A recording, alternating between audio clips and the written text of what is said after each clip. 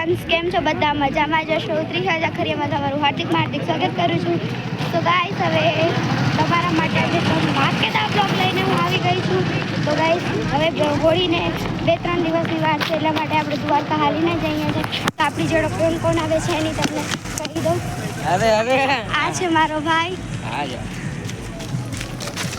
આ છે મારી બેન પ્રિયા દીદી, આ છે મારા મમ્મી, આ છે મારા પપ્પા, આ છે મારો ભાઈ. ઈ જ મને એડિટિંગ કરી દે છે, મારું બધું વિડીયો જોઈન્ટ પણ ઈ જ કરી દેશે. તો હવે થોડીક વાર પછી મળું.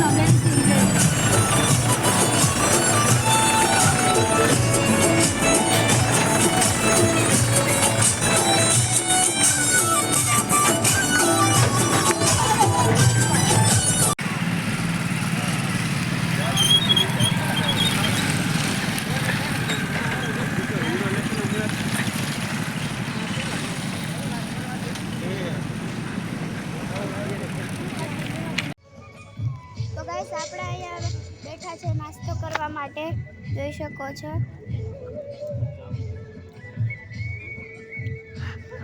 તો ગાઈસ હવે નાસ્તો કરીને પછી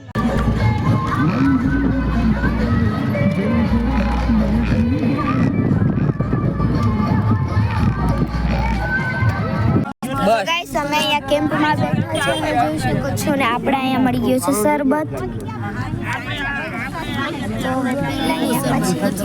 પછી મળી. તો ગાઈસ ચરકલા ફૂકી ગયા છે ને આપણે અત્યારે વાગ્યા છે 10:30 જેવું થઈ ગયું છે, મતલબ કે 10:24 થઈ છે. તો હવે આપણે ધીરે ધીરે પડ્યા જાય છે. હવે આપણા પગની બેટરી લો થઈ ગઈ છે, બહુ જ દુખે છે.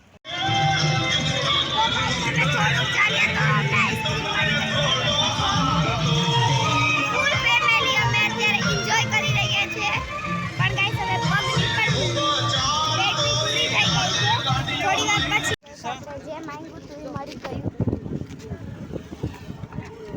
ઈ છે તરબૂચ. બોલો. તો ગાઈસ હવે બપોરનો સમય થઈ ગયો છે અને અત્યારે થોડી ગળદી પણ ઓછી થઈ ગઈ છે, કેમ કે ગાઈસ અત્યારે તડકાનું પ્રમાણ વધી ગયું છે ને આપણે જો અહીંયા દીધું છે શરબત. વાવ ગાઈસ મસ્ત છે ગાઈસ. હવે પગનું કોઈ કરો દ્વારકાધીશ છે ને આપણી કસોટી લે છેલ્લે ને આપણે મમ્મી ક્યાં પૂઈ ગઈ કઈ ખબર છે? હજી તો ટુકડી વૈટા છે ગાઈસ. હજી તો આપણે ઘણો પલો કાપવાનો છે. તો મળીએ થોડી વાર.